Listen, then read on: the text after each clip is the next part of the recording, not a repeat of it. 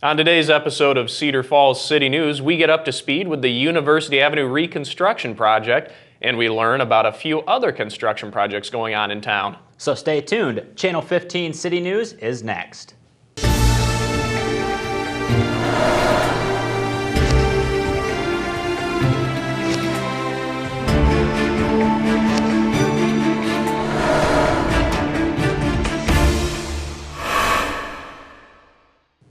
Hello and welcome to Channel 15 City News, your source for local news in Cedar Falls. I'm Nathan Grieve. And I'm Anton Ryder.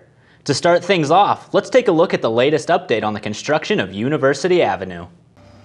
Construction is back in full swing on University Avenue, taking place at several different locations all along the road. Phase 2 construction has now begun, which is being done in pieces east of Waterloo Road. Along University Avenue there, work has started in that next phase, tearing out pavement on primarily on the west end of that project, and also kind of moving into phase 1 around the Waterloo Road area. All that pavement was torn out last week with the two areas of construction, and then you see much of that was taken to the east end where it's being crushed and it'll be reused once pavement is starting to go back down. So what they're working on this week is you see a lot of underground work happening. There's a lot that goes in under the pavement that needs to be done before pavement can go back. And so that's going to actually be a lot of the work over the next couple weeks, working on new storm sewer, gas lines, electric, any phone lines and that type of thing. We anticipate sometime around midsummer is when traffic will shift onto new pavement that's in place on the south side, and then the same type of work happens on the north lanes. So all the areas that they're actively working in construction, having torn up pavement, or where you see the stockpiling of old concrete, those areas by the end of the construction season this year should have all new pavement down on both sides of the road. Phase 1 construction will be wrapping up this year, with the majority of the work left at the Waterloo Road intersection, but will also involve some finishing touches along the rest of University. Overall, the areas of work that are left are primarily in the Waterloo Road intersection area on the south side there, where pavement's just been torn out, and they're working on all the utilities underground. We also have work on the area that we refer to as the North Frontage Road that runs generally between Clarion and Famous Dave's. And that work will probably start this week or next week and be happening in pieces, just again because of the access and maintaining access to some of those businesses. So we've got some temporary access going in, and we'll be coming out when the road's done again, that type of thing. The construction has been taking place in segments rather than starting at one end and working toward the other, which has led to a few questions. People have asked, why are you kind of breaking it up the way you are and doing pieces on either end and instead of doing it kind of half and half?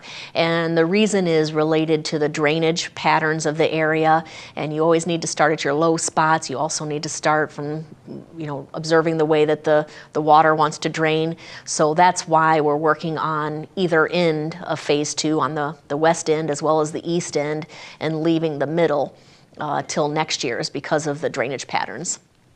If you're looking to stay informed about the progress of the construction, you can sign up for email notifications at cedarfalls-universityavproject.com to receive the latest updates about what is happening. One of the things to point out, the phase 2 folks are a little new to the construction. Phase 1 kind of knows how it went last year. The important thing for phase 2 folks is it would be good for them to sign up for email notifications through the project website so that they can get an immediate notification about any road closure that we might have coming up. We get those notifications out as soon as possible, or the next week's traffic pattern, if that's going to change. We have maps up on the website, and anything that gets added to the website is sent in an email if people are signed up to receive that. So that's a good way to find out information pretty quickly and in advance of things happening with the project. Reporting for Channel 15 City News, I'm Christian Stowe. And as always, be on the lookout for construction workers and large machinery working on the road, and make sure to stay safe when driving through any construction areas. Here at Channel 15, we like to keep you up to date with the goings-on that take place at the Hartman Reserve. Shelby Gappa has a story from a recent Hartman event. Earlier this month, the Hartman Reserve Nature Center hosted their annual spring break camp, taking kids on nature-themed road trips all week. Last year, the trip centered on northeast Iowa. This year, they looked south. We went to the Frixell Geology Museum in Rock Island. They got to do amazing things at that museum. It was kind of one of our kind of diamonds in the rough that we found. And we're like, we'll try it. So we went there, full-size dinosaurs set up. They had, they took the kids through streak testing. They got to talk about minerals and use hand lenses and all kinds of really cool stuff. So that was just one of our days. We also went to the Iowa Raptor Center, which is over in the Iowa City area. And we went to, got to see the birds, and we were able to find fossils down by the lake. What was really cool, it was kind of, again, random, it kind of fell in our laps, was one of the caretakers was there. So he got out one of the kestrels for us. We got to come really within 2 feet of a turkey vulture and see all the cool features that, of course, you can't see because they fly so high. So they got to be in the flight cage with 2 eagles, bald eagles that were being rehabilitated. So they got to stand in the flight cage with them. So it was really, really awesome. Due to snow earlier that week, their plans changed slightly, but still just as fun. The kids grades 4 through 6 spent time in the pool at the Cedar Valley Sportsplex and the University of Northern Iowa's Recreation Center, where they also did some inside rock climbing. One day, they decided to take advantage of the snow that wasn't around all winter. And then we also, those first 2 days, we did go sledding and snowshoeing and all the things that we weren't able to do all winter long. So it was really fun because the kids kind of got that last day of, putting on the snow pants and going out and having snowball fights and that kind of a thing. So originally, this program was put on years ago by Silos and Smokestacks in conjunction with the Hartman Reserve Nature Center. Hartman brought the road trips back just a couple years ago, and I've heard nothing but great reviews from children and parents alike.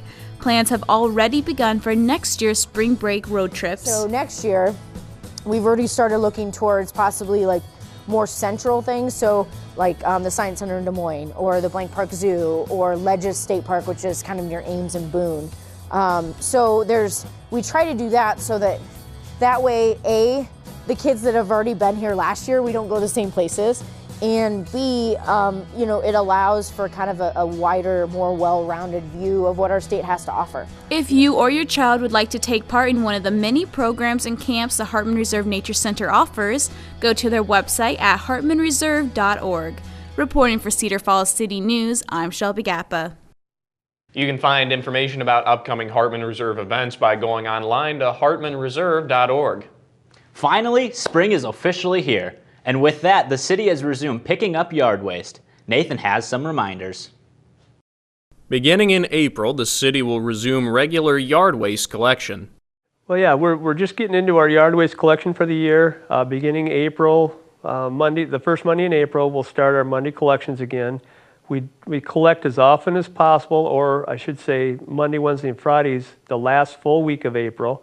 That's something that we have changed. Instead of trying to go every day, we found that with the compost facility being open, we've had a reduction in the number of carts out for collection during the heavier months. So the last week of April is typically reserved for yard waste collection on a daily basis. We're going to try to do that every other day just to create better efficiencies in our collection process. Another option for getting rid of your extra yard waste is to take it down to the transfer station. But the process is slightly different than just leaving it in the bin at the end of your driveway. The transfer station will be open Mondays only for yard waste. So residents who don't want to drive out to the compost facility or have a need to contractors or non-residents that have a need for compost yard waste dumping, they can go to the transfer station to take care of that. There's that regular fees do apply at the transfer station. It's $29.50 per ton.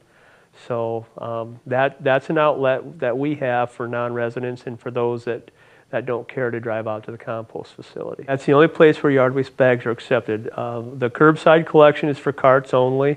That is done with a brown yard waste cart, and that's charged per dump as the cart is dumped.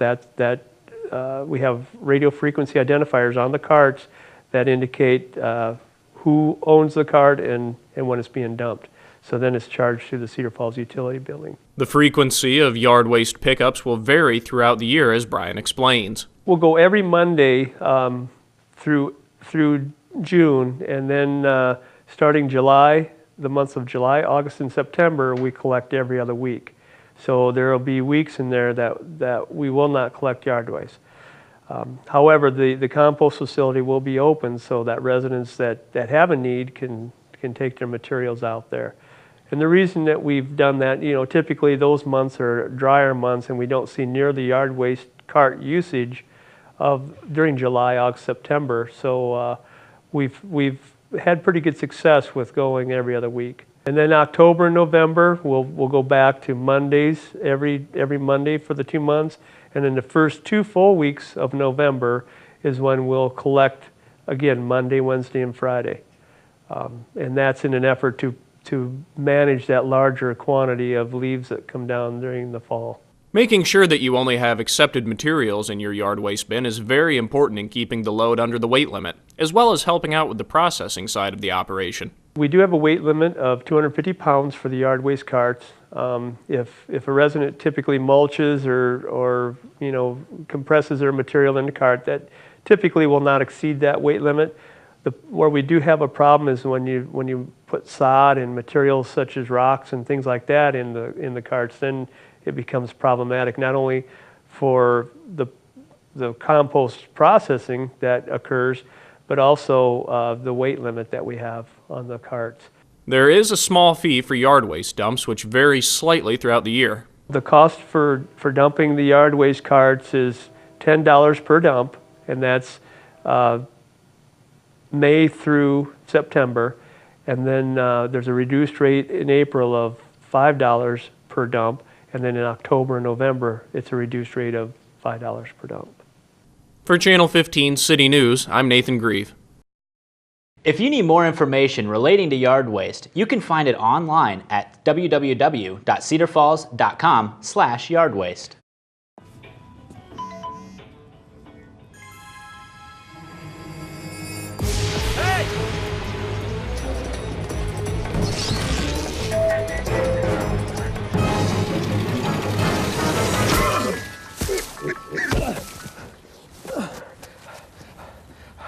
So, same time next week? Well, of course. Put away a few bucks, feel like $1 million. For free tips to help you save, go to Feed the Pig. Cedar Falls is continuing to remove ash trees here in town to stave off the emerald ash borer. Christian Stowe has the details. In order to combat the emerald ash borer that moved into the area a few years ago, Cedar Falls has been removing ash trees in order to prevent the spread. The plan up until recently was that the city would systematically remove the ash trees, generally for fear that they would become brittle and a hazard to public property and private property. If we wait until they all decline, our staff can't take care of them, can't remove them quickly enough, and so we'd have to hire outside arborist crews to remove them. So this was a method to get ahead of it, save the taxpayers a few dollars. We have received some inquiries from at least one citizen for the city to rethink that strategy and try to come up with a way to at least save some of the ash trees that are located on the right-of-way. So at this time, we've pulled off of our systematic removals. However, we are continuing to remove trees that we believe are so infested with the emerald ash borer that there's really no saving them. In recent months, the emerald ash borer has seen a sharp increase in the number of trees that have been infested. Here in the last 6 months or so, the trees have become a little, pretty infected compared to what they were. I think we're getting to the peak where we're really starting to notice it. A lot more of the trees. 80% of the trees I'm getting up in are infected pretty bad. There's a few that are still hanging on that aren't horribly infected yet, but the majority of them are. So kind of jumping around and going after the trees that are in the worst shape. So you notice the bark starting to peel off. Suckers growing up throughout the tree from the base all the way up. The tree's under stress and it's trying to promote new growth, make new growth. Good sign of it. fallen branches, if there's branches, that have fallen down around the base of the tree. If you do see the holes, there's a D hole, and that's the exit hole. That's a good sign. A lot of people see all the woodpecker holes, but there's also an exit hole. Ash trees that are removed will be replaced with several different kinds of trees, with the idea to prevent such a large-scale removal in the future. I think at this point, if City Council determines that they want to allow the adjacent property owners to treat their trees, we will probably see a number of individuals that won't do that. So we do have in our budget that if we remove an ash tree, that we will replace it with diverse species.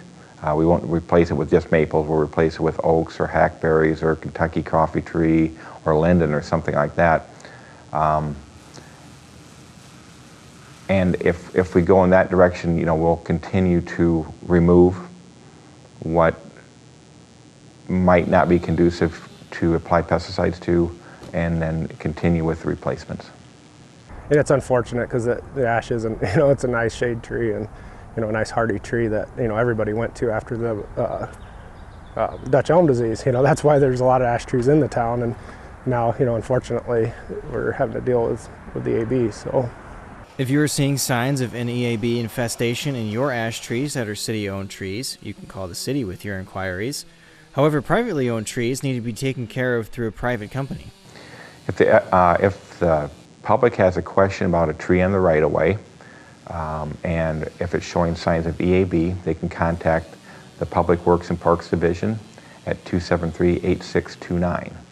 If they believe that they have evidence of the EAB on an ash tree that they own on their private property, the best thing would be to contact a local pesticide company who can come assess it, or a nursery that could take a look and assess their tree.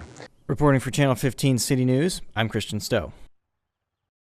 The emerald ash borer can certainly cause a lot of trouble, but being proactive like this should turn the tide against their spread. The compost facility north of town is open for business once again. I took a look inside and got some more information for you.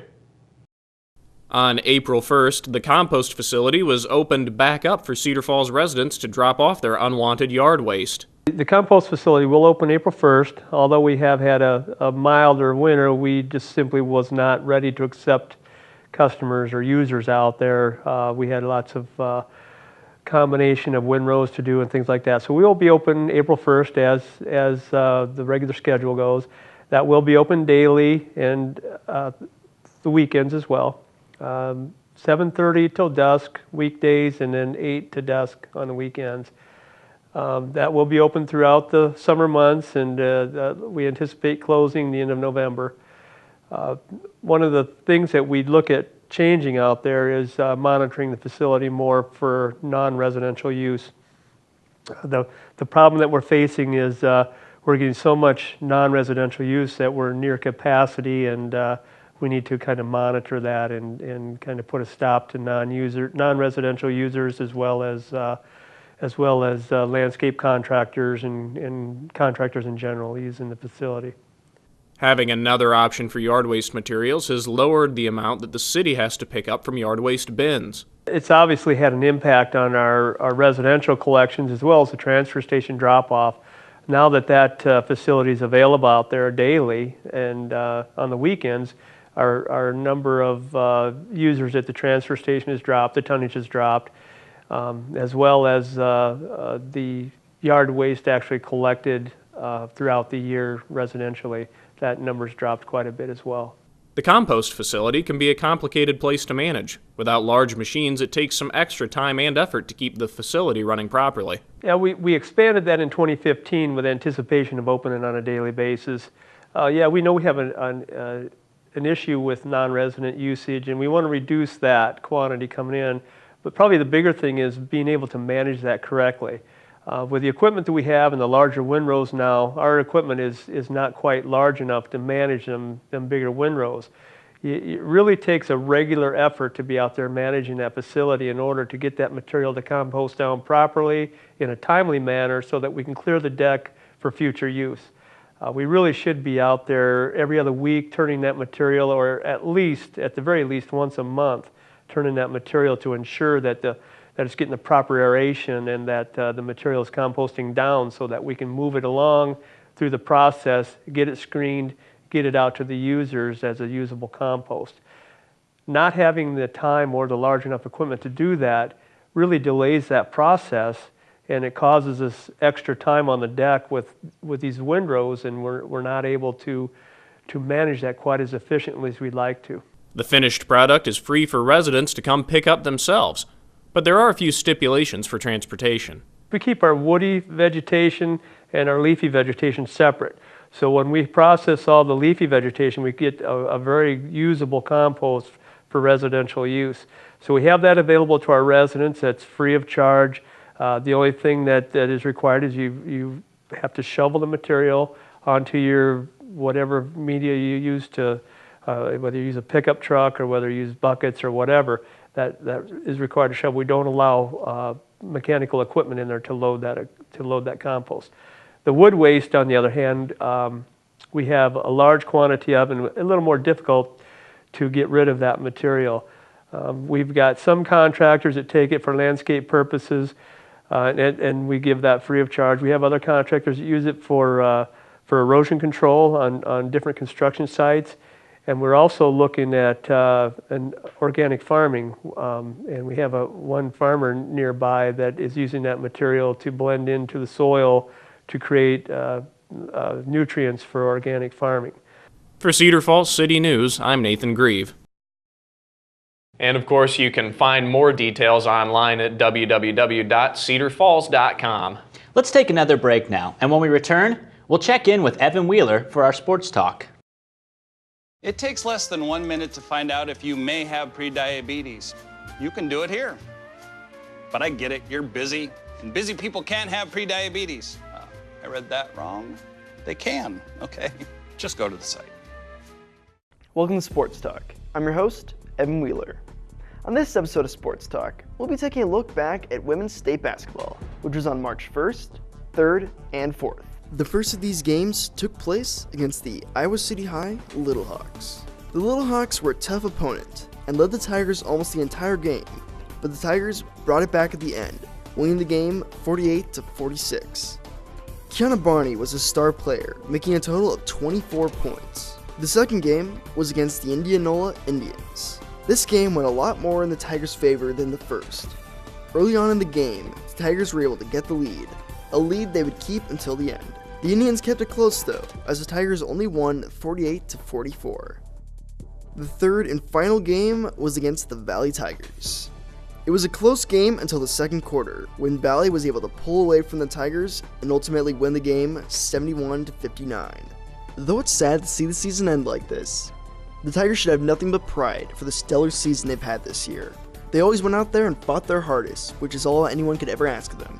Kiana Barney is pleased with what the team accomplished this year and is already excited for next year. We worked hard every practice. This was our goal. We wanted the championship so bad, so we accomplished it. We got here.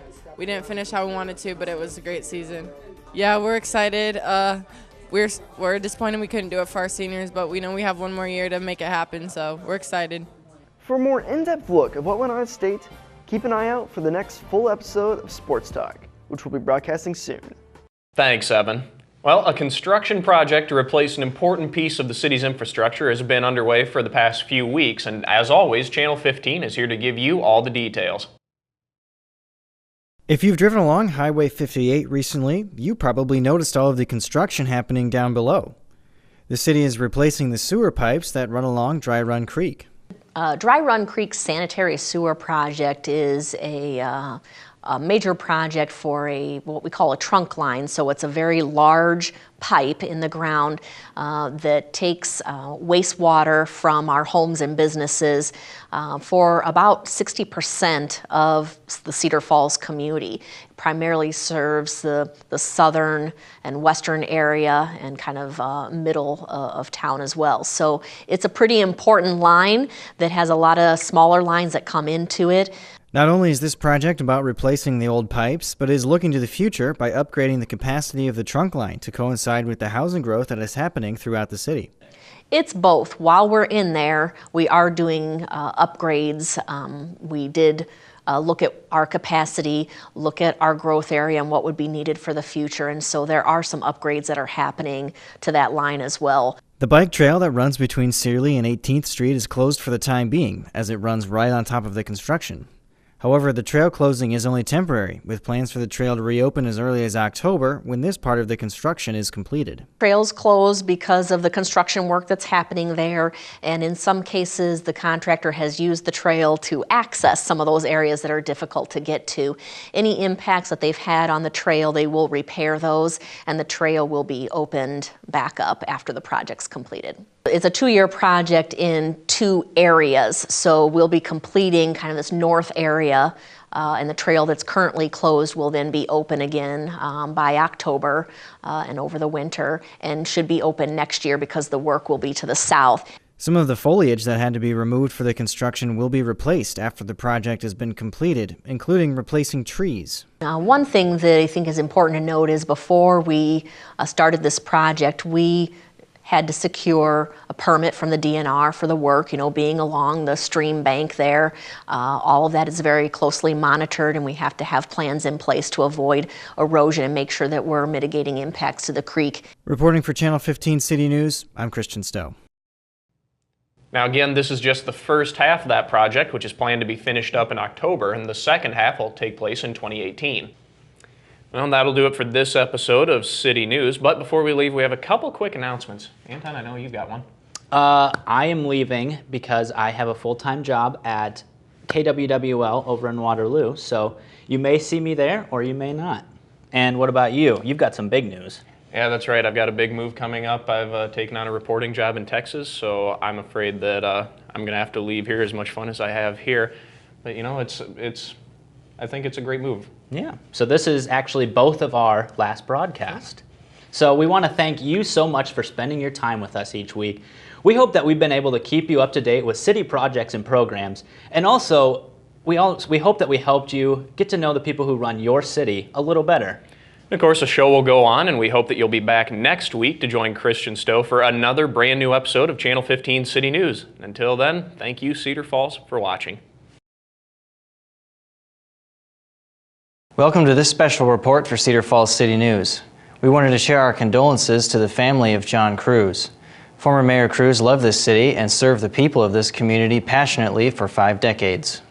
John Cruz was born in 1946 in Waterloo and moved along with his family to Cedar Falls in 1952. At age 16, John Cruz made the front page of the Cedar Falls Daily Record for becoming an Eagle Scout, but was overshadowed by the assassination of President John F. Kennedy.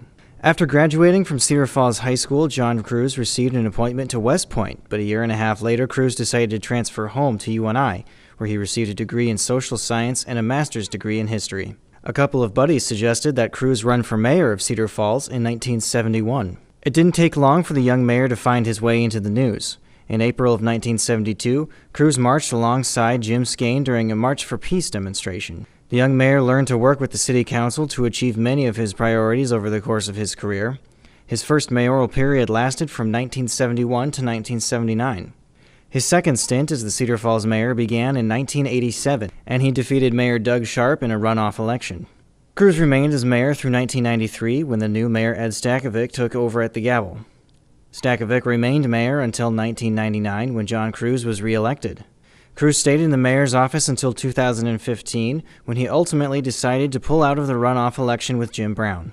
In between his service in the mayor's office, Cruz also served on the city council and as the Black Hawk County treasurer.